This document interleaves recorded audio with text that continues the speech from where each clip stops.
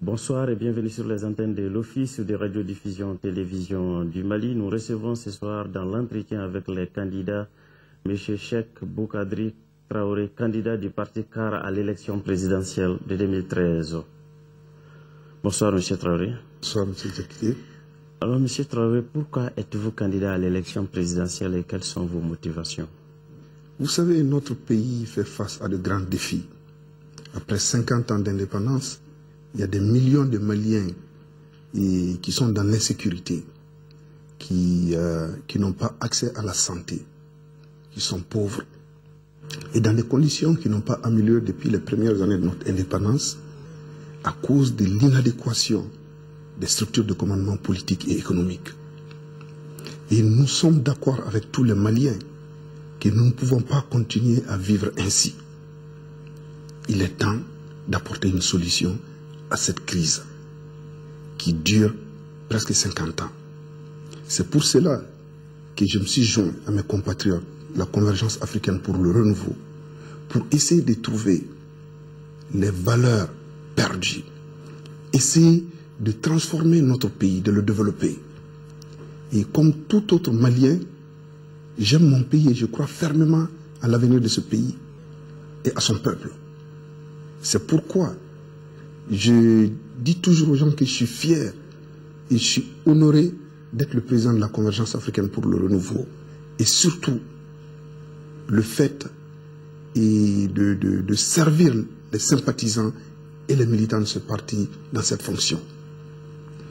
C'est pourquoi ce parti de valeurs et de conviction m'a désigné comme leur candidat pour briguer la magistrature suprême afin de défendre notre ambitieux projet de société, à savoir le Mali Sambalagnon.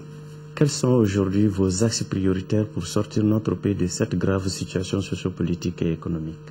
Mais il est temps de consolider notre avenir. Pour cela, il faut d'abord avoir la paix, la stabilité. Et pour nous, la paix va de pair avec la justice. Donc, avec la réconciliation, il faut qu'il y ait une justice. Mais au-delà de cela, il est temps, une fois de plus, de revaloriser nos atouts. Et on ne peut le faire qu'en améliorant notre démocratie. C'est pourquoi nous disons qu'il est temps de mettre un peu le focus sur les politiques de gouvernance aux faits qui ont détruit notre tissu social. Donc avec cela, nous allons mettre en place un état de droit et une justice sociale. Et avec l'état de droit et une justice sociale, nous allons avoir des structures de santé pour l'ensemble du peuple. Des structures qui vont faire de sorte que le Malien ne va plus avoir peur de tomber malade. Il faut une remise à niveau de l'école malienne. Et ça ne peut se faire qu'avec, la formation des formateurs et, une fois de plus, mettre en place des structures dignes de ce nom et adapter l'école à nos valeurs. Il faut que les jeunes aient accès au capital. Même pas les jeunes seulement, les entrepreneurs. Il est temps que nous comprenions que nous ne pouvons développer notre pays qu'en développant une classe moyenne. Mais cette classe moyenne aussi doit se reposer sur des entrepreneurs. Et des entrepreneurs qui auront accès au capital. Parce que sans les petites et moyennes entreprises, aucun pays ne se développera. Ça, voyons seulement l'Occident. Nous voulons faire du Mali le grenier de la sous-région. Parce qu'il est temps de mécaniser l'agriculture. Il est temps de libérer le Malien de la Daba, l'agriculteur malien. Mais cela ne peut se faire sans la formation adéquate. Parce que nous sommes le pays qui a plus de 2 millions d'hectares irrigables. Il est temps de mettre un peu le focus sur ce que nous savons faire mieux. Nous avons mis en place dans notre Sambalagnon et des politiques cohérentes et viables d'emploi. Mais aussi, nous voulons que notre diplomatie soit désormais liée à l'intelligence économique afin d'avoir une diplomatie pertinente et moderne. Parmi tant d'autres. Nous n'avons que 10 minutes pour cette interview, parce que le Mali Sambalagnon, l'agenda pour le renouveau, qui est notre projet de société, est un document de 300 pages. Donc on va parler toute la journée. Mais voilà les axes dont je peux parler aujourd'hui. Mais il y a un fait qui est là. Nous avons toujours dit que les hommes en uniforme sont les meilleurs d'entre nous pour la simple raison que c'est des gens qui demandent très peu de salaire, mais qui sont prêts à verser leur sang pour nous, afin que nous autres puissions dormir tranquillement. Il est temps que les Maliens comprennent que nous ne pouvons pas stabiliser notre pays sans une armée forte, musclée, pour défendre l'intégralité du territoire, mais aussi des forces de sécurité modernes pour maintenir la paix. Chez Traoré, envisagez-vous une refonte des textes de base du Mali et comment comptez-vous le faire? Vous savez, notre pays est essoufflé et se cherche. Pourquoi? À cause des problèmes de politique de gouvernance mal adaptés. Notre démocratie a échoué. Notre modèle de démocratie a échoué. Il faut l'avouer. La raison pour laquelle la convergence africaine pour le renouveau existe, c'est pour œuvrer afin qu'il y ait une harmonisation républicaine de notre démocratie. Et nous voulons que cette harmonisation soit liée aux composantes de notre culture et à notre identité.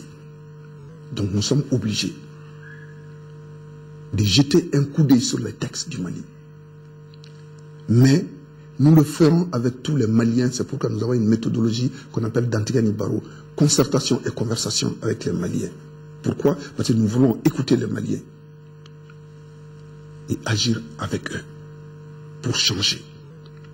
C'est pour cela que nous sommes en train d'aller dans les communautés à travers notre pays pour leur dire qui nous sommes, qu'est-ce que nous voulons faire pour notre nation, demander leur bénédiction. Le mieux, avoir une conversation sérieuse avec eux afin de connaître leurs préoccupations et les solutions qu'ils ont comme remède pour mettre fin aux problèmes de leur communauté. Parce que nous avons dit que le Mali Sambalagnon ne peut venir qu'en complément à leur propre solution. Après cela, nous allons dégager les rapports, c'est d'Antigani Barrow, pour mettre en place une politique digne de nom. Des politiques de gouvernance qui vont mettre en place des institutions solides qui vont protéger tous les citoyens du pays. Je traduis votre mot de la fin.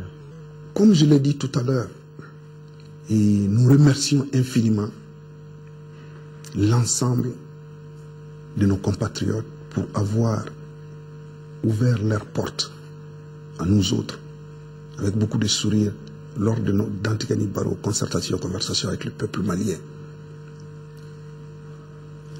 À travers ces conversations, nous nous sommes dit qu'il est temps de changer les politiques de gouvernance afin de créer l'espoir et changer l'avenir dans notre pays. C'est pour cela que nous faisons de la politique aujourd'hui. Mais nous faisons face à notre destin et à nos responsabilités. Un bon citoyen, c'est le citoyen qui fait de la politique, qui devient responsable. C'est pourquoi nous demandons à l'ensemble des Maliens qui peuvent voter, d'aller voter le 28 juillet. Si vous vous retrouvez dans notre politique, dans notre idéologie, venez ensemble qu'on construise le Mali. Mais si vous ne vous retrouvez pas dans ça, vous pouvez voter pour n'importe quel autre Malien. Comme je l'ai toujours dit, et nous faisons face à notre destin et à nos responsabilités. Mais je veux que mes compatriotes sachent que nous n'avons ni pouvoir, ni force sans Dieu et eux. Et nous les remercions de leur soutien. Cependant, nous voulons qu'ensemble, que nous continuions à travailler. Et notre puissance se trouve dans l'union de nos pensées et de nos prières. C'est pourquoi nous demandons à tous les croyants du monde et les personnes de bonne volonté de prier pour nous et pour notre pays. Encore, nous remercions notre peuple et nous prions Dieu de bénir cette nation dans une Afrique unie et en paix. Merci, M. Traoré.